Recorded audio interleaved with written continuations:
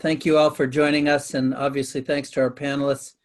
I'm glad that none of the three of you are losing sleep about your businesses surviving the next few months, so that's all good.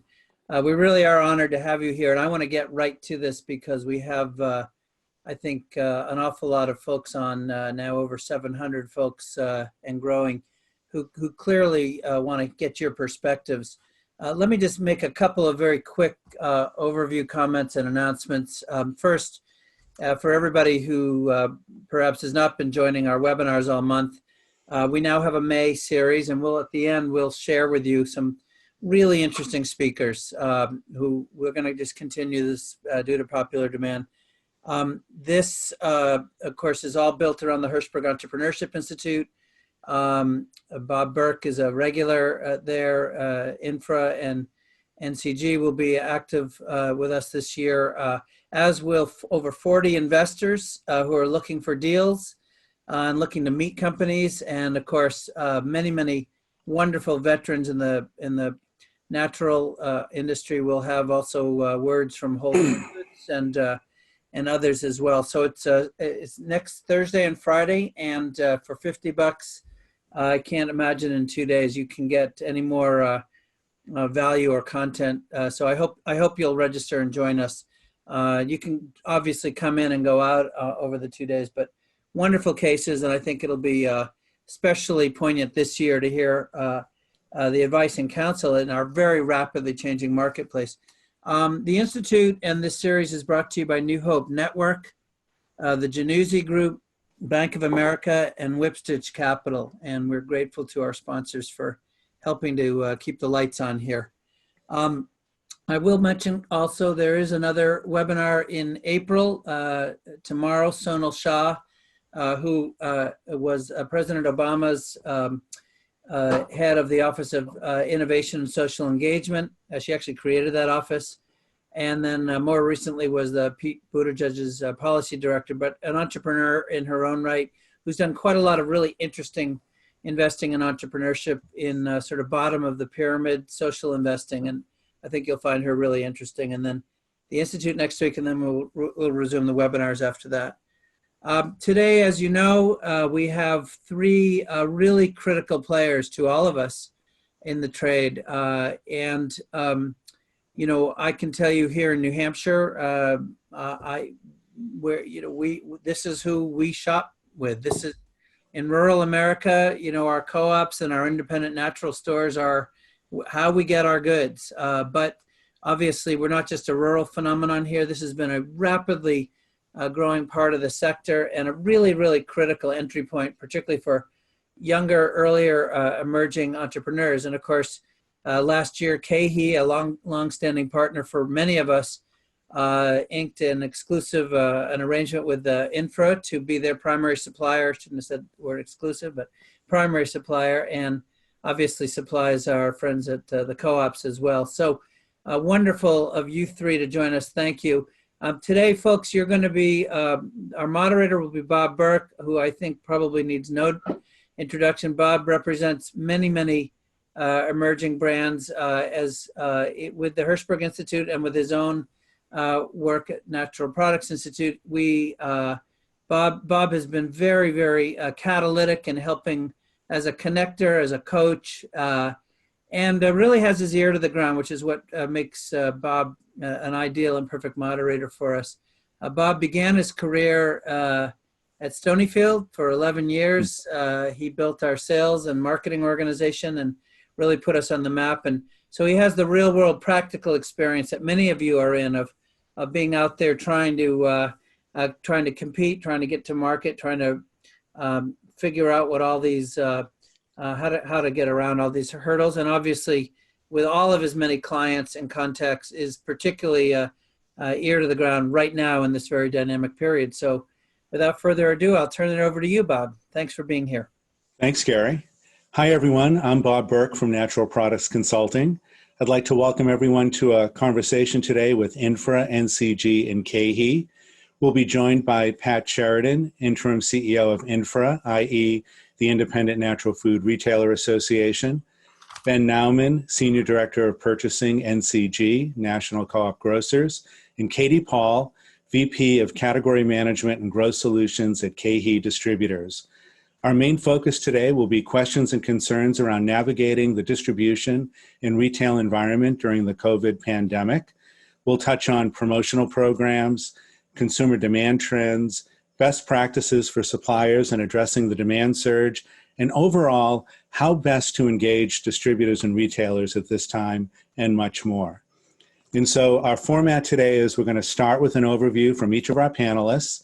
We'll ask some fundamental basic questions, and then we'll turn to a live Q&A. So Katie, would you like to start us off? Sure. Yeah, thanks, Bob. First of all, I just want to say I hope everyone's staying safe and healthy during this uncertain time.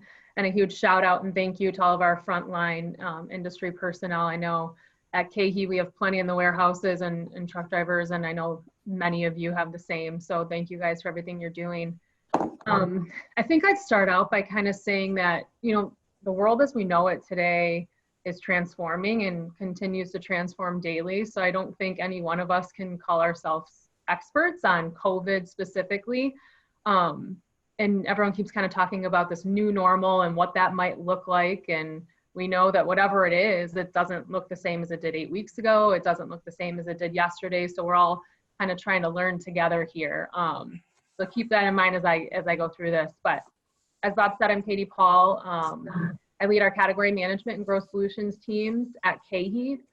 So our category management team is more of our supplier facing category management team. They're responsible for our brand portfolio, onboarding innovation, creating go-to-market strategies with our suppliers and growth plans.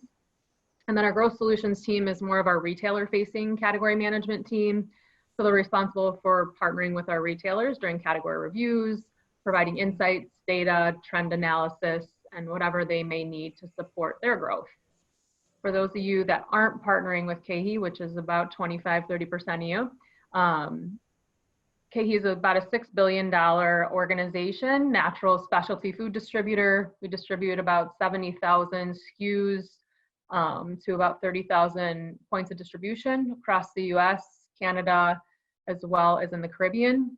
We have 5,000-ish employee owners, so we are an ESOP. And we have 16 North American distribution centers, 3 in Canada, and then the remainder in the US.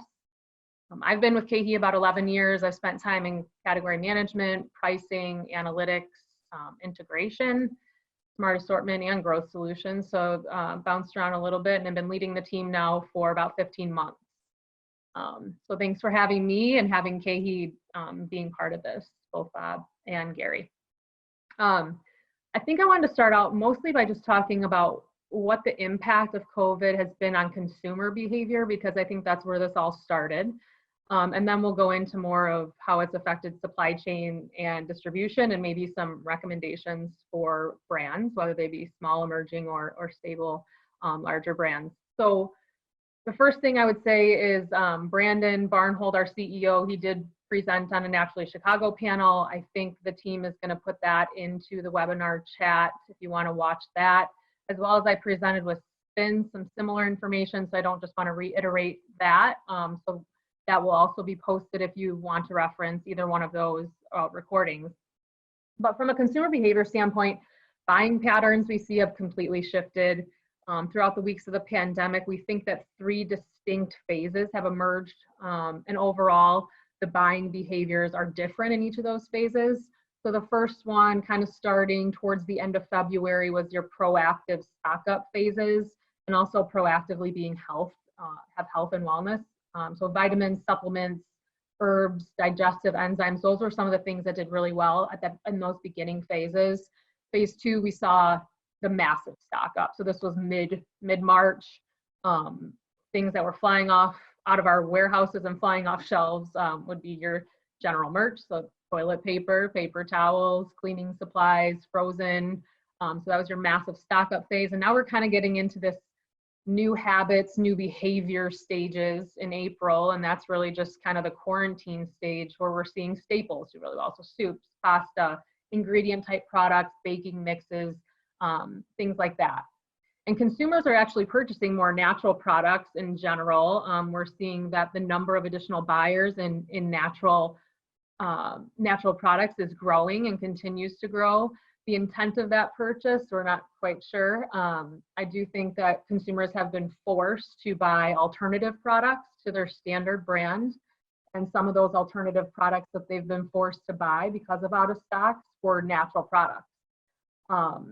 But the upside to that is I did read a study around that unexpected trial maybe for some of these brands could lead to long-term purchases from consumers. A lot of consumers are saying that they're willing to or likely to stick with the alternative brand that they originally purchased. So there could be some unexpected trial and some upside to that for brands within our natural products industry. And then the last thing I would mention is from a trip behavior, trip types are totally different. In the past, we've seen many different trips, maybe even trips to get a specific brand or a product at a certain location. Now we're seeing more, one-stop shops. So club is experiencing higher visit share as well as your mass merch. So nothing too surprising there. But what I think that you'll want to hear is how is that consumer behavior impacting supply chain and distribution. So that national stock up, that original massive stock up that I touched on was definitely unexpected and unprecedented. I think the demand in any one of our warehouses spiked 2 to 5 times the normal demand. So it happened quick, and it was some of it was nothing that a distributor, wholesaler, or retailer could have planned for or imagined. So that led to capacity constraints, whether it be receiving, stocking, picking in the warehouses. And then it also led to a supplier shortage. So imports, ingredients, and also led to SKU optimization and prioritization from some of our supplier partners. So we did have to do some contingency planning around that. We hired labor from food service distributors and wholesalers that were negatively impacted by the pandemic. And then we did some transitioning of assets and people from DC to DC to mitigate some of the risk. But what I'd say is buying levels are remaining elevated, and it's expected to stay that way for some unknown period of time. And the one thing, the positive side of that is supply chain is making significant progress. We are still catching up from that demand. But I would say what's changed probably more in the past 2 weeks is the primary, almost sole driver of less than average fill rates is really stemming from inbound, supplier fill rates. So whether it be not getting ingredients on time and things like that, we continue to work that to ensure allocation is appropriate to our retailer partners.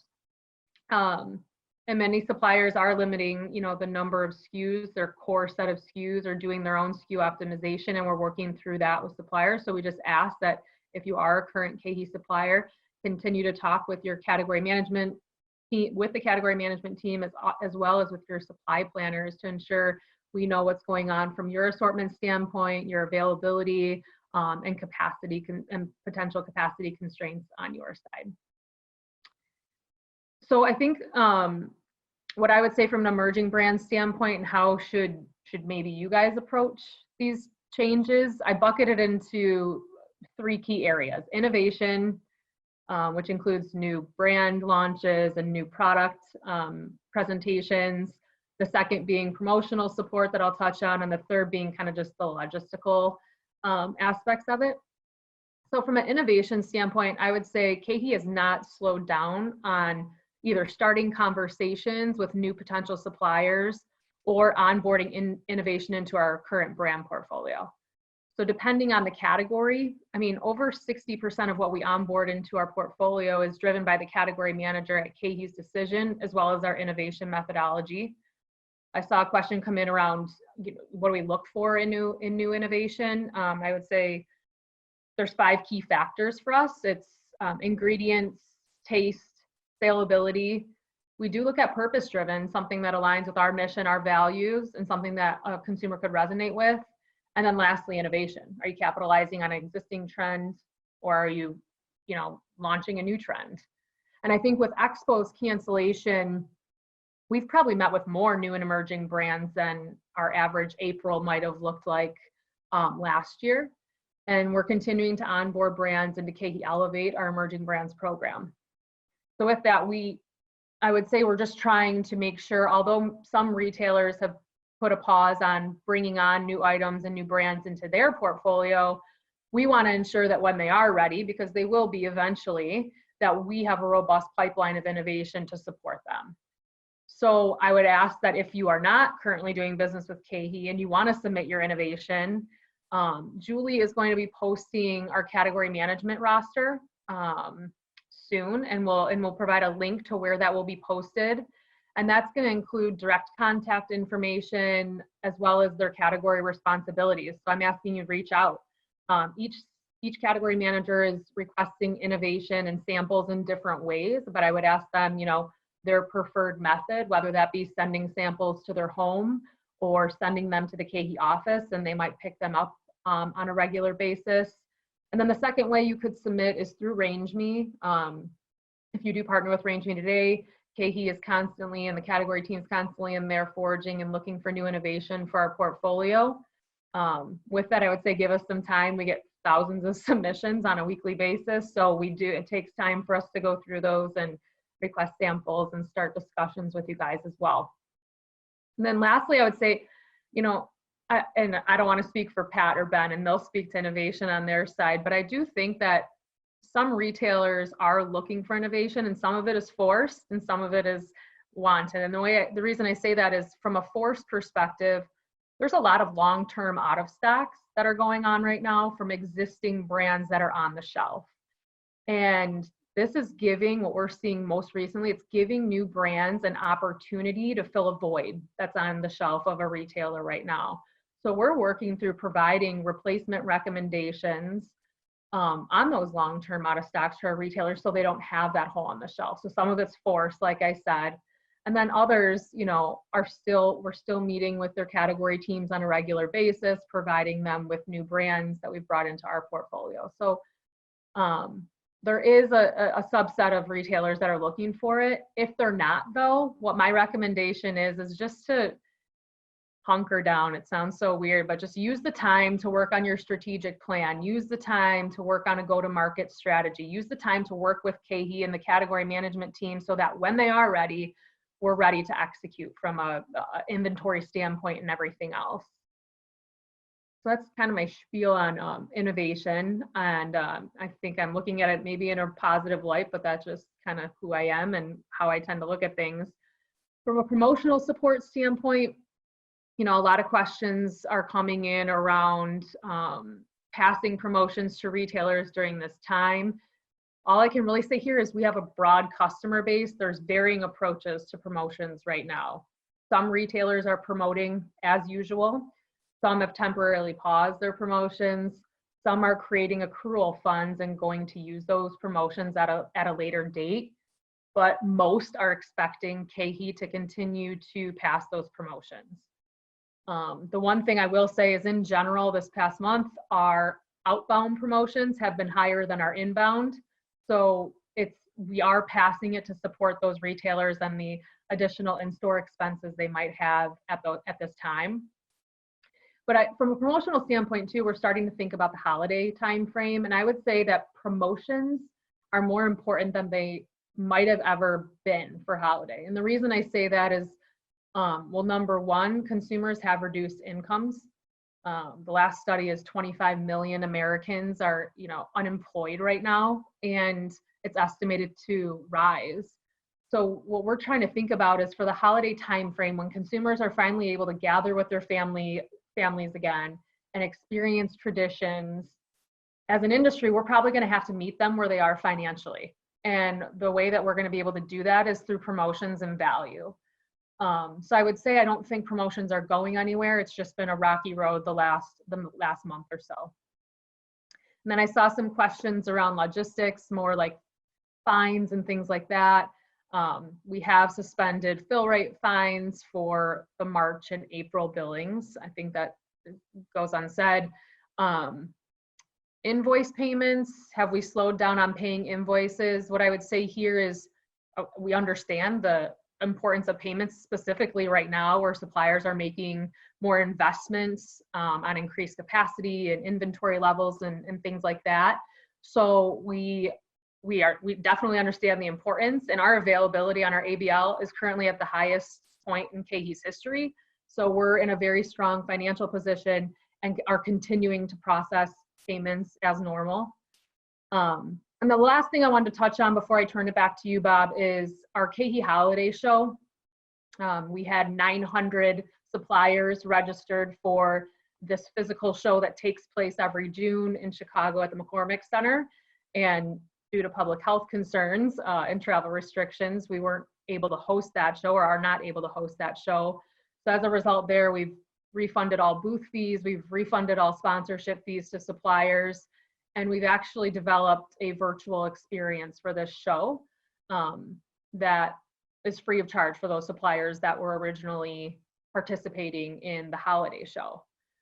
So in lieu of a fee to participate, we're asking for any donations to KeHE Cares, and those dollars are going back to those ravaged by COVID.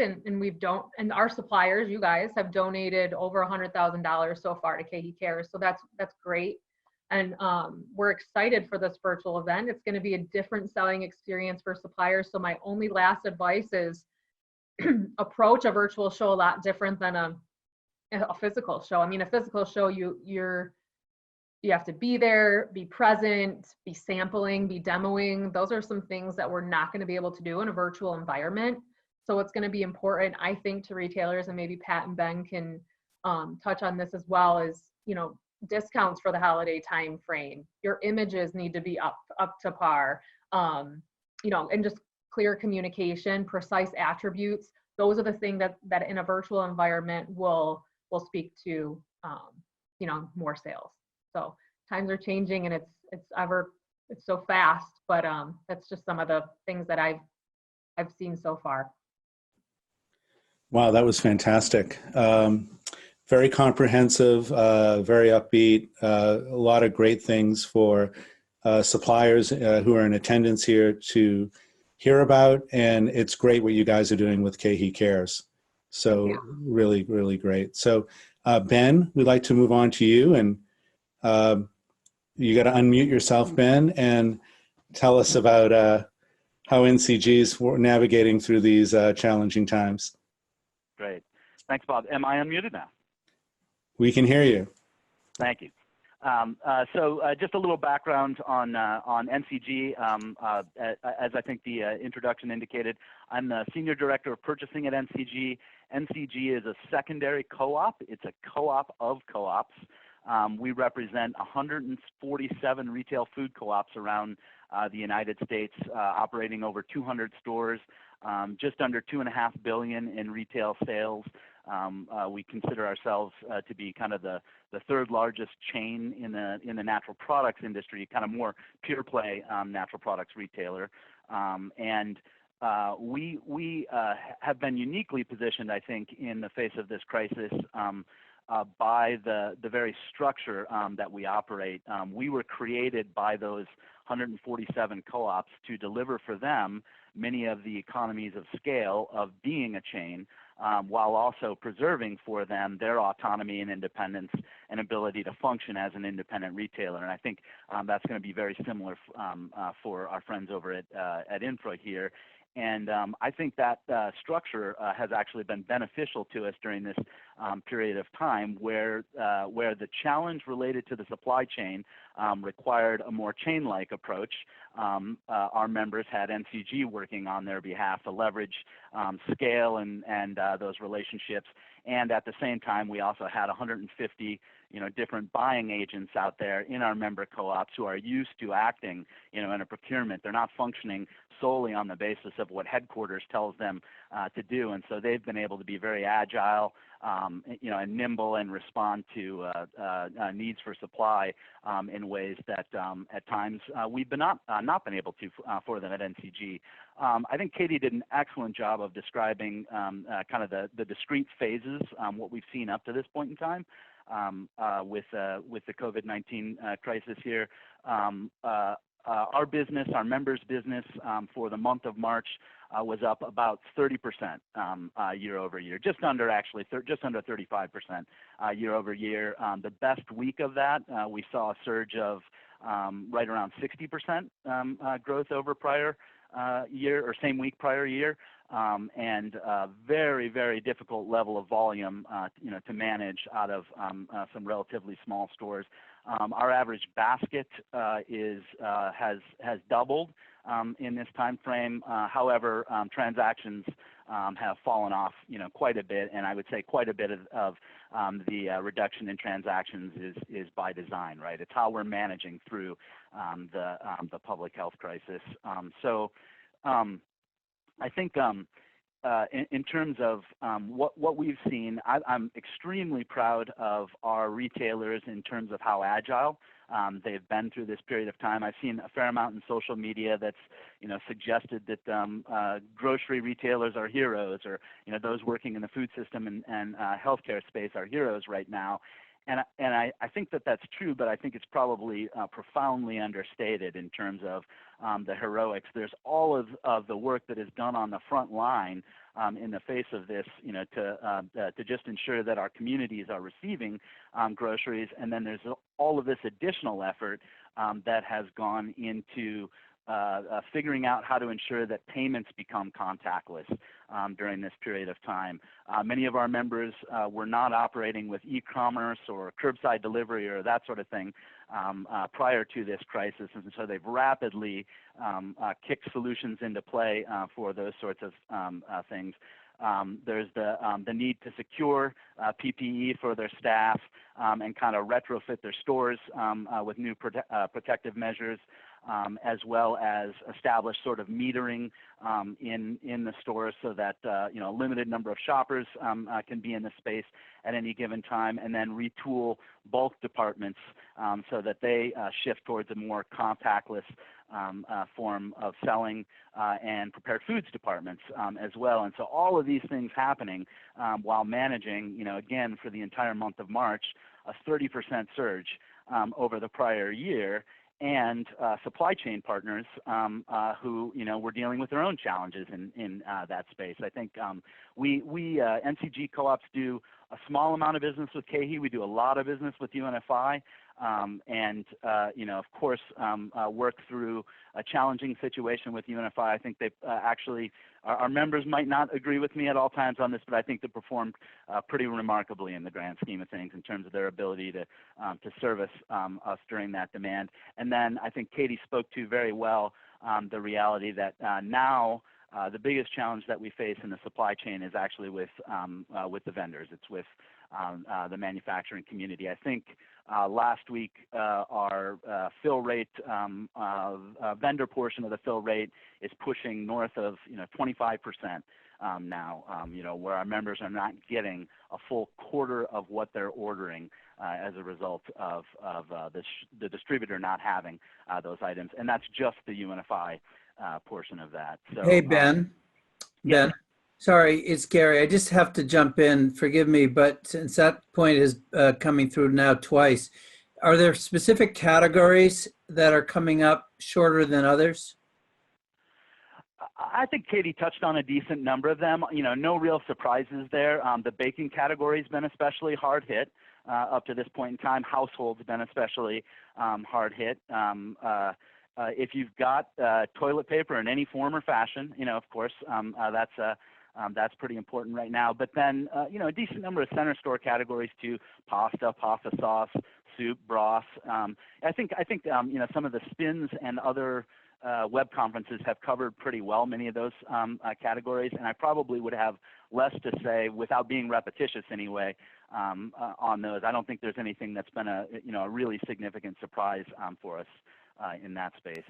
Today, I'd say most of our challenges are kind of a combination of that vendor out of stock reality, and then I don't know that I could call them self-imposed challenges, but they're imposed upon us by virtue of that contactless reality that we're dealing with in both bulk and prepared foods.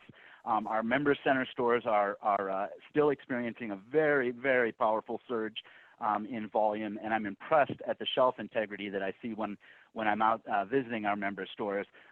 But with, I think, 60+% of food dollars spent away from home, in recent years here, the absence of a robust prepared foods program at this point in time, as well as our members have always relied very heavily on bulk departments to deliver value to a lot of their consumers there.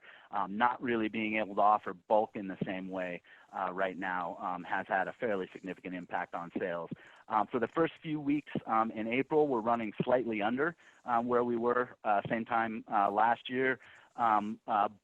But I would say that a pretty significant portion of what we're running under right now is coming from those departments specifically, as well as we've got a couple of members that have a pretty profound influence on that sales volume. Park Slope Food Co-op in Brooklyn, of course, has a very unique business model, and shoppers are waiting 3-4 hours to get into that very small store location, and they typically, are a very dense, high traffic store here, and they account for an awful lot of volume, and so big influence on our member sales in the East. At the NCG level, we have developed a series of what we refer to as strategic response teams, and we're focused in a couple of areas in the near term.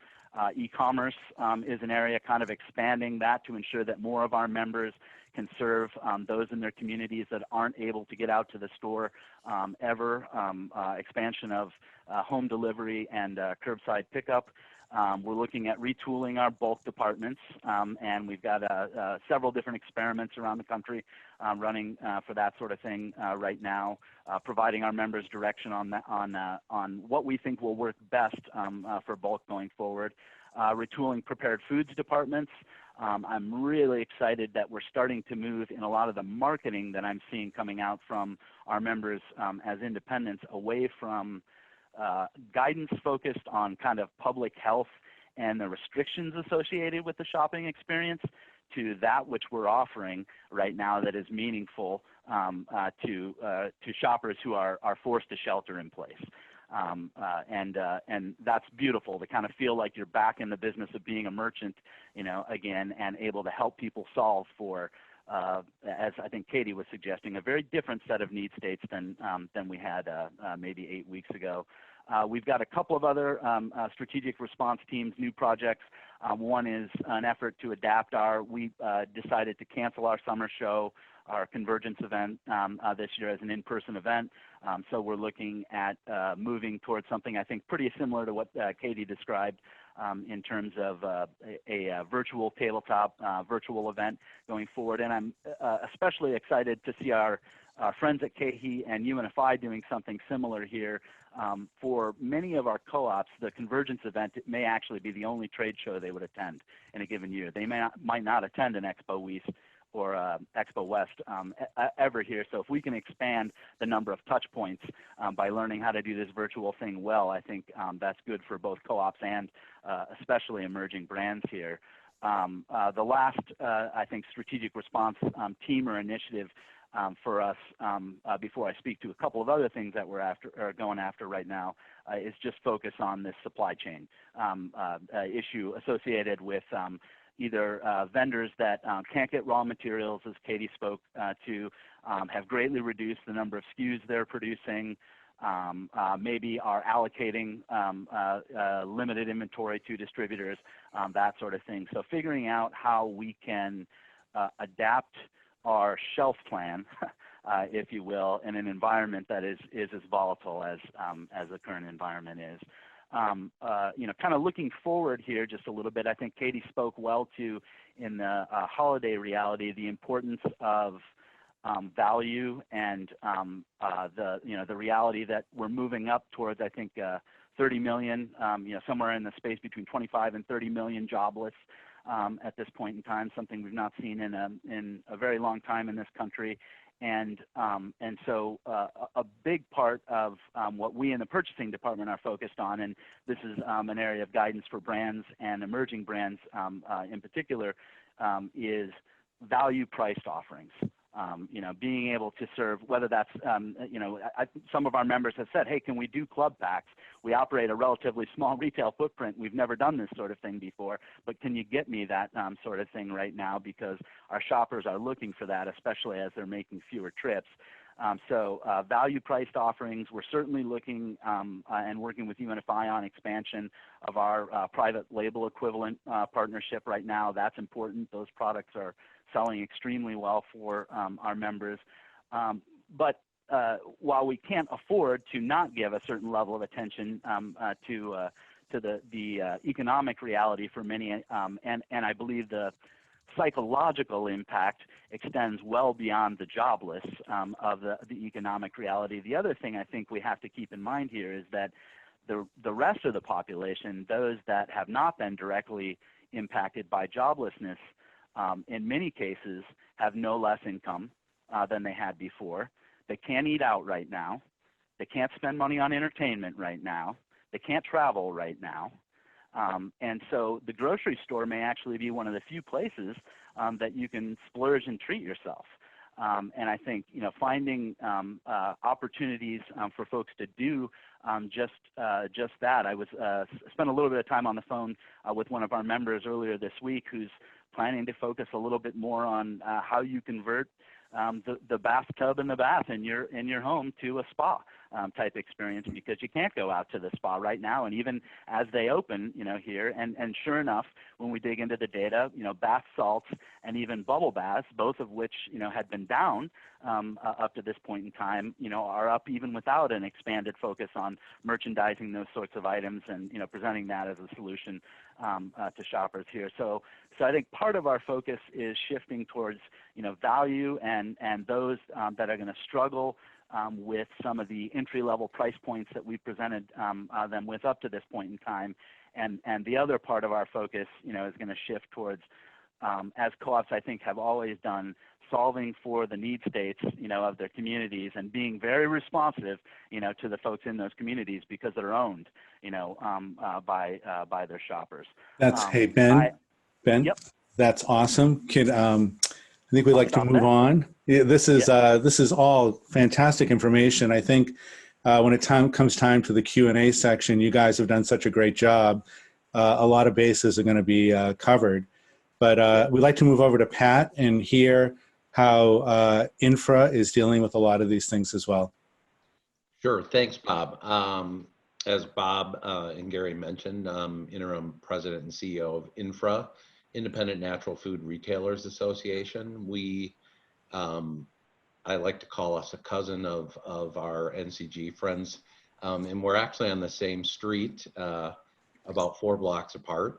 And Ben and I have spent some time together over the last year, further connecting our organizations. I think going last will keep me shortest because Katie shared our primary national supply partner perspective, which affects the vast majority of our members, and Ben sharing the co-op perspective is very similar as our independents. We do represent 255 members, a little over 400 stores right now, and we have 40 what we call associate retailers, who are stores that are on the path to becoming members shortly. Just shy of $2 billion in sales is what we represent with that group. Very similar to NCG, we're providing purchasing, promotional, and then other professional services oriented opportunities for our members. So I won't spend a lot of time on that. What I will say is our members across 46 states, this hit early in California, and then it hit on the East Coast and hit harder on the East Coast. So it's been quite a journey for us here in Middle America to live the experiences of both coasts.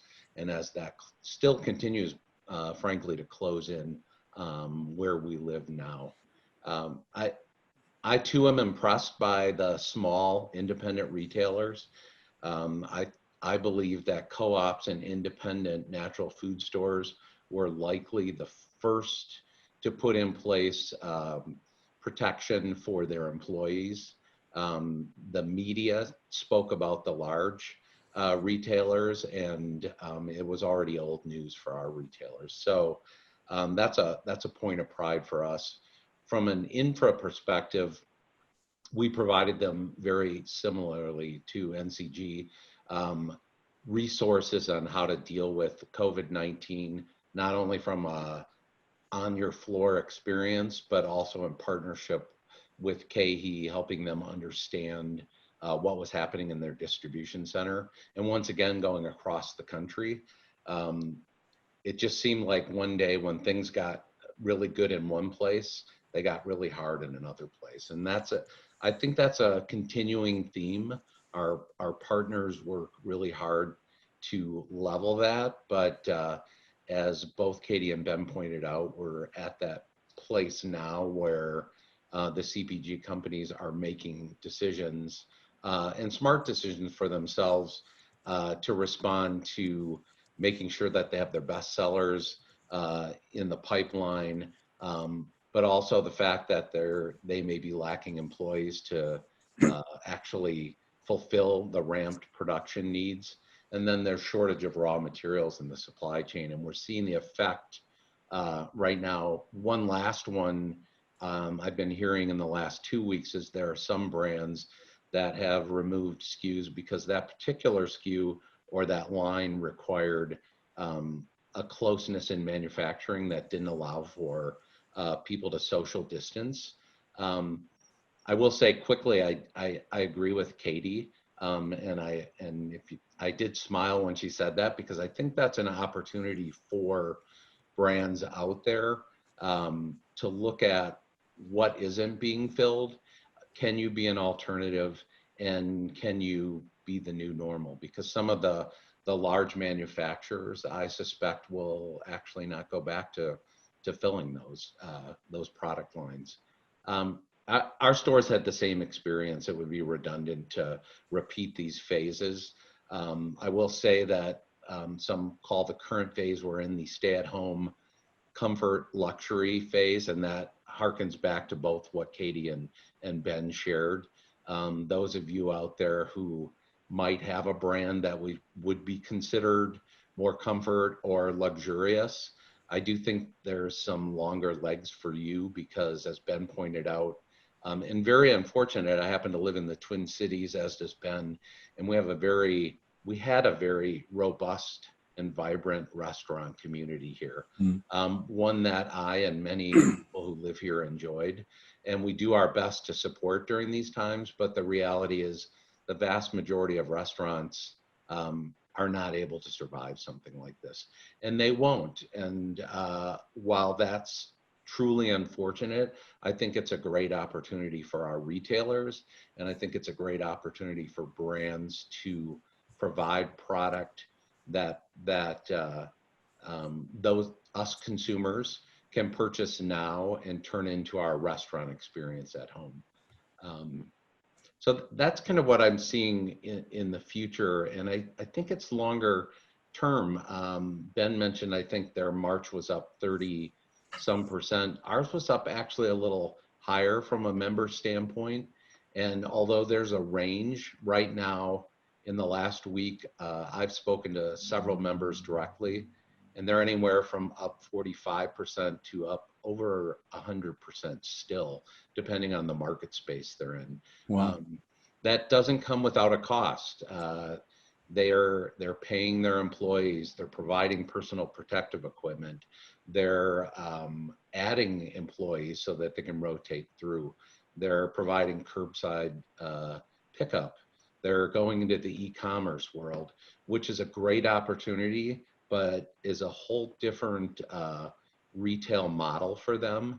And we're helping support them on that because frankly, a retailer going into e-commerce is not a profit operation today.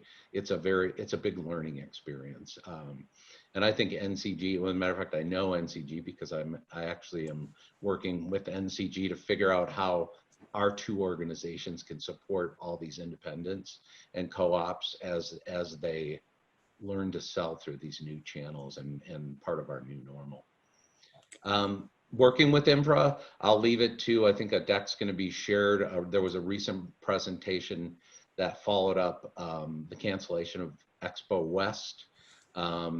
that our head of marketing and head of purchasing and promotions did. There's contact information in that deck, and that's being shared also. Working with INFRA, our decision tree and model of working with vendors isn't changing. What I would say is I believe there's going to be much more opportunity. So I liked innovation coming through from Katie and then Ben. And I would like to encourage innovation. If you have promotional opportunities that are innovative, not just product that's innovative, we're interested in hearing about it, because the new normal is going to be a new normal for all of us. And it's a good opportunity for us on behalf of our members to look at those promotional opportunities and how they might change. And Pat, sorry to interrupt, but can you elaborate a little bit on that? When you say innovative promotional opportunities, do you have anything in mind or examples? Well, I'll add to what Katie and Ben mentioned. INFRA's in-person conference is still scheduled for August. We will be making final decisions next week. Our team has been had the opportunity to spend a little more time than NCG had to consider this opportunity. So we're looking at virtual shows as becoming a permanent part of our future. And the way you promote in a virtual show, as Katie pointed out, is a very different experience. And I think it'll allow for more promotional opportunities. I think we're addressing, we have a great program here with a monthly flyer that's both national and regional. INFRA's constantly looking at how that evolves, or how we provide a different kind of opportunity to our members. And I think this, what's going on in our world right now just opens that up. Great. Well, thanks. So one of the places I'd like to start is, with Expo West being canceled, it was sort of a seismic event in the industry. There were loads of suppliers looking to engage with you guys and talk about new items and present them. And I hear you, Katie, in terms of sharing contact info and all of you still being interested in new products and innovation. But can we go to the next level of detail and maybe start with you, Katie, in terms of that process of, they can identify who the category manager is. They can engage them over email, find out how to get samples, and then what should they expect? Should they expect a turnaround or a response in a week, 2 weeks, a month? What do you think is realistic for expectations? And then I'll let Katie answer, but then for the guys, for Ben and Pat, similar with your headquarter teams, as well as people engaging at the store level, is that possible right now, or once things ease up a little bit? So Katie? Yeah, I can start. So you're right, the cancellation of Expo West was a seismic event. We did continue with our Trend Finder event that we typically host the day before Expo opens. So we met virtually with 100 new suppliers that aren't currently doing business with us that same day. So we just quickly flipped, which was great. And we awarded 15 of those suppliers with what we call our golden tickets, and they will be showcased virtually at our holiday show. So we're continuing to do some of the things that we were going to do at Expo. And then if a new brand is not currently doing business with us today and does go down the route of either reaching out to the category manager directly or reaching out through RangeMe, I will level set. I mean, we brought on 15,000 new items last year, and we bring on, depending on the category, 10 to 20% of what we see. So if you can imagine, multiply that out and see that's how many items we see in any given year. Wow. It's a lot. So I mean, I would give the category managers some time. I would make sure that when you're reaching out, you're being very precise and you're providing them with information, whether that be spec sheet, sell sheet, pitch deck, more images, things like that, so they can review quickly and get back to you faster.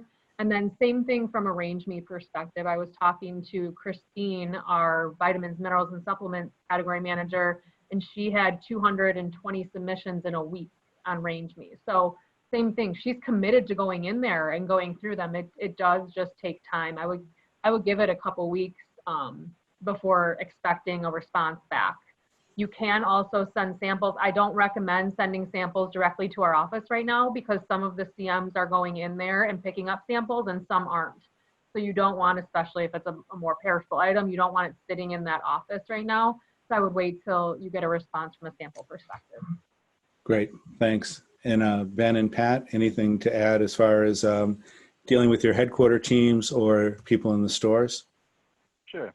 I think it's pretty similar to KeHE. We had actually temporarily paused any samples at the office, and we're actually, as of this week, unfreezing that little pause. So our category managers will be coming into the office to pick up samples, and we will be able to accept samples moving forward. I think you can expect a priority response from the category managers in categories that are hardest hit, with supply shortages, with other, vendors that are part of our member shelf plan, or that are really delivering some meaningful innovation to the category.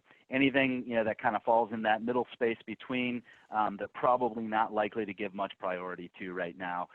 In terms of the stores, I'd say it's probably still a little premature to expect stores to be given much focus to slotting new items right now, but here's where I would plug the broker community pretty strongly. We have the back half of this year paused our new item introduction process, and we did that actually because we were planning to launch our new category management process. We've delayed that by a few months, which will free up some bandwidth for our category managers.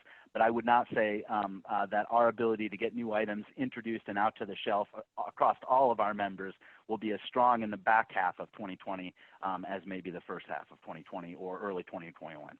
Thanks. And Pat, anything to add there? Sure.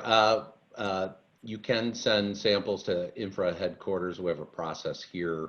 There are a few people in the headquarters making sure they're received and placed in refrigeration if required, and then sending pictures out to the category leads who aren't in the office, and then so we have a program to receive those.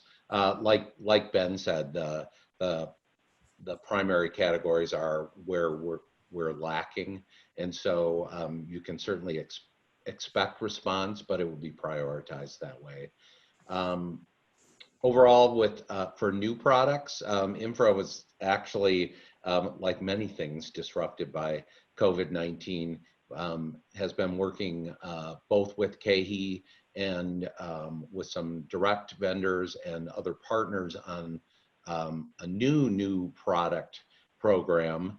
And while that's slowed down during this process, we actually intend to reinvigorate that for the second half of the year and have a great desire actually to focus. We'll likely focus regionally with that as opposed to try to go national. That'll ease the process for vendors and for our distributor partner, but also will give us an opportunity to have a success later this year and then grow it next year. Thanks. So one of the prevailing sentiments out there is that a lot of trends that were sort of in motion anyway have been greatly accelerated by this pandemic. So whether it's click and collect, whether it's home delivery, whether it's e-com, et cetera. And so would love to hear a little more from you guys in terms of, how soon do you think something might be rolled out across your chains? Would there be sort of a uniform program or individual stores doing different things? Is there another retailer out there that you might be modeling after who you think has figured it out in doing sort of best practice? And likewise, Katie, in terms of your whole prowess around picking, shipping, logistics, et cetera, are you doing any either direct to consumer or would do it on behalf of your retail partners as an added, service? So maybe Katie start and then we'll talk about the retail. Sure. So the short answer is yes. We do direct to consumer for both our supplier, or could do, I should say, for both our supplier partners and retailer partners. So whether that being doing e-fulfillment for suppliers direct to consumer that's shipped out of our Romeoville facility in Illinois, or whether that be doing e-fulfillment from the retailer's website. So we have those, both of those services available today, and that takes place through our KeHE Solutions team, which is our alternative channels group that's based in Romeoville. And if anyone's interested, I mean, I could provide contact information so those discussions can start. Thanks. And Ben and Pat, as far as, you know, home delivery, click and collect, partnering with Instacart, any of those things in the works right now on a greater scale? Definitely on a greater scale, about a doubling of our co-ops that are in that space of, you know, kind of not just bricks and mortar, but some form of omni-channel retailing as a result of the COVID-19 situation. And I think Pat made subtle allusion to this earlier. The next phase for us is about uniformity and delivering a more elegant solution for that. And to that end, NCG and INFRA are doing some exploratory work together. Thanks. Yep. Okay. We've had a lot of questions about bulk, and certainly heard what you guys had to say in terms of sort of the current state right now. Any plans right now to either bring it back or alter how it's been done in the past, whether it's gravity bins or scooping or prepackaged in the store, et cetera? Yeah, I mean, right now we've got a few different things going on. We've got some folks that are offering gravity only, and there are categories like coffee, you know, where gravity only, I think, has kind of been the nature of the business and will continue to be that. And we haven't seen a shift away from that for the vast majority of our members. Gravity is not so much a challenge, it's the scoop bins. And I would say our savviest and most agile members have shifted to pre-pack type arrangement.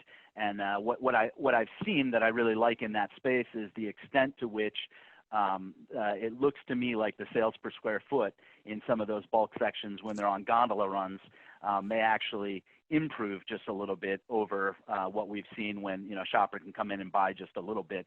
That we're able to offer a little more assortment in those sections than we can with the great big bulk bins. Great. Yeah, our members have had similar experiences, and we take the approach of learnings from our members and then developing best practices. The pre-pack is one of those options. The diversity of our membership, there's also those who are in communities where actually they were, even their gravity, both dispensers were shut down by their health department. And so they moved to more of a concierge model, along with wellness, because those products are smaller and they're so close together. So we've had stores who have seen an even bigger bump in sales in bulk and in wellness because of those approaches. So we think that could become new normals as we learn the process and get the best practices together. Thanks. And just as an extension of that, I believe you said a lot of the prepared foods have been closed down, you know, the hot bars, cold bars, salad bars, but are you doing much in the way of meal kits? So assembling things, you know, meal solutions for consumers to heat and eat at home and things like that, with all the restaurant closed and still having to come up with dinner every night. Yes to meal solutions for us. And yes to taking some of the prep work out for shoppers, but not so much the meal kit in the Blue Apron type model. That has been a little slow to catch on, I would say, in the retail channel, and seems a bit more novelty, you know, than it does have mass appeal. So. Yep, I would agree on the independent side also. I think it's part, most of our independents actually probably have what arguably is a better approach for their customer base, their community. So I think they're more unique solutions and a little more helping their specific community have food at home. Great. And I think for all of you, we've all been reading about the categories that have been highest in demand in the short term, right? So essentials, staples, household items, sanitation items, immunity items. But I'm curious about have there been any real surprises, things that you might not have expected that have really broken out as categories or subcategories? I think John Reich might have spoken to this a little bit on the UNFI session, but the kind of inversion of cold cereal and then the grab and go energy bar sort of reality has kind of been an interesting one. Cold cereal having been a little bit of a sleeper, potentially even a dying category, and now we're seeing more folks, going for that sort of thing and having less need for the single serve, type convenience solution. It will be interesting to see what plays out in the coming months here as shelter-in-place orders are lifted and some folks return to work. I think we'll have a good number of our shoppers in the maybe cold cereal space, and some others reaching for the grab-and-go item and be splitting across those kind of two different competing solutions. Thanks. Any other comments? Yeah, the only other area that I see was a surprise. In retrospect, probably not, but Katie mentioned how when there were out of stocks in the conventional world, people moved into the natural and organic world. And I have been seeing some of the surveys out there that there are generations that now plan on staying there because they're enjoying that food experience more. So that's pretty exciting, I think, for everyone on this call. Schools, for the most part, are closed for the rest of the school year in most parts of the country. And I'm wondering how you guys are thinking about back to school for the fall, right? It's usually a huge time for a lot of categories, for a lot of shopping, et cetera. Do you have any points of view right now on the likelihood of either, school going back or more homeschooling, digital online classes, and how does that impact your product assortment and things you're likely to feature and offer? I can touch on this one. I think we are creating some thematic tools right now for our sales team and retailers around kind of retailing in a recession, post-COVID work. And one of those themes is the ultimate back to school. And we do predict that school in some capacity will return, and it's going to be a huge deal to students and to parents for that matter. And so we do think there's an opportunity to do some sort of promotional thematic, as long as suppliers are nimble enough to do so, and making sure that there is a robust selling plan around back to school. Great. And any concerns about the discussion about the possibility of animal protein plants closing, meat plants closing, that kind of thing? Are you, taking any steps, or do you have any thoughts on how to hedge against that? I would say so far, anyway, for us, most of the protein supply chain has held up pretty well. And in large part, I think that's because we're drawing on a different, sort of part of the supply chain for protein than is breaking into the news today. But processing capacity, without question, I think that's definitely going to be a bottleneck. So many brands are getting an amazing opportunity to get trial, right? With the huge demand that shifted to at-home consumption from away from home consumption. And one of the really interesting questions is, how do they make it stick? And what things, what thoughts do you guys have collectively around what brands might be doing in an environment where they really can't do in-store demos? A lot of people aren't promoting right now. We heard loudly and clearly the importance of offering value, especially later in the year. But any thoughts about what brands can do where they're getting this sort of unprecedented lift opportunity to get trial with consumers, even if they're the last item on the shelf? It's an opportunity, but anything they can do more proactively. And unfortunately, this will have to be the last answer, guys. So, I guess from my perspective, I see the piece of advice that Katie gave early on is really good. there's opportunity right now. There's cash flowing in, and being able to hopefully step back and really address your strategy as a brand right now, and how can you have staying power. I think with the independent natural food retailers, I think it's important to partner with those retailers directly to assure that you get some shelf presence, but then also at the infra level, like you said, value and promotion are still important to the future. And if I could just add to that, oh, go ahead, Ben. I was just going to add, yeah, the only scenario where we are backing off of promotions is, where there's a clear out of stock. Outside of that, I would say we are doubling down on promotions, and both because of the need for value for consumers and because of the shift in the category dynamics, with sleeper categories coming back to life and other categories needing help in certain areas that had not been sleepers. Promotions are part of the answer. In fact, we're making an investment that we, like e-commerce, had been slow to make up to this point in time in digital promotions. And I think that's a great way, again, in the space of not having the opportunity to do demos, for us to reach more consumers working directly with a brand. The last thing I would say would be social media. Have a strong social media presence. Instagram is one of the first places our category team goes, and looking at what's trending on Instagram, what's the brand story, how does it align with consumers' needs and thought processes and everything else. So if you do have downtime, I would say work on your Instagram. That's a gift to everyone listening. Indeed. So Gary? Indeed. Listen, I honestly, I know, the nearly 700 still on here would stay on for a long time. This has been like a fire hose of wisdom and insights. So, and thank you all. Bob, thanks for your excellent guidance. Look, I normally, I didn't want to interrupt. Normally I would summarize the insights, but there's just so many. I would just say what I really heard coming through is still opportunities, particularly for little emerging brands.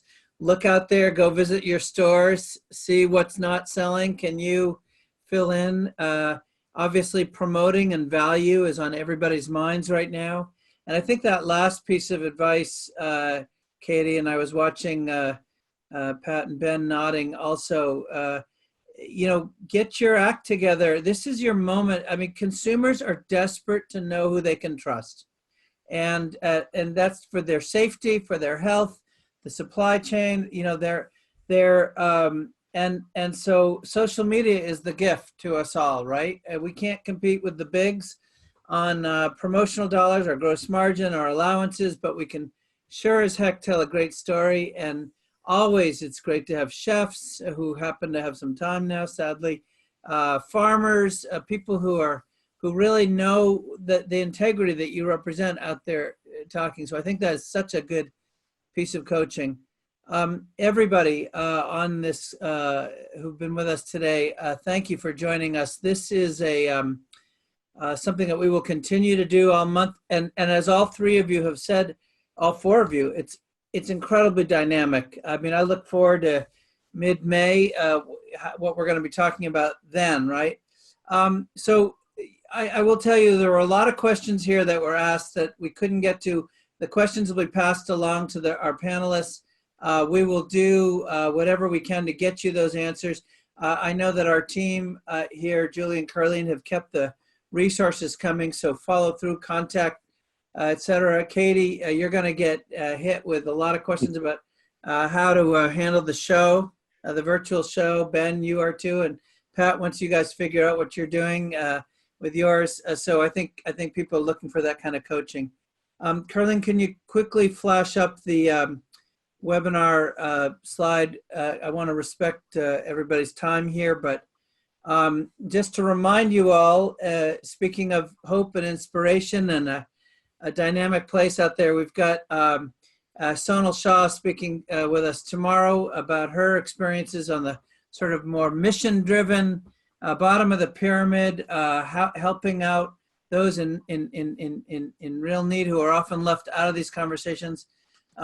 Elliot and Wayne joining us. These are folks who deal with lots and lots of companies, see lots and lots of insights. Danny Meyer, speaking of restaurants, everybody knows 2,000 employees laid off. Be very interesting to hear the world as through his eyes.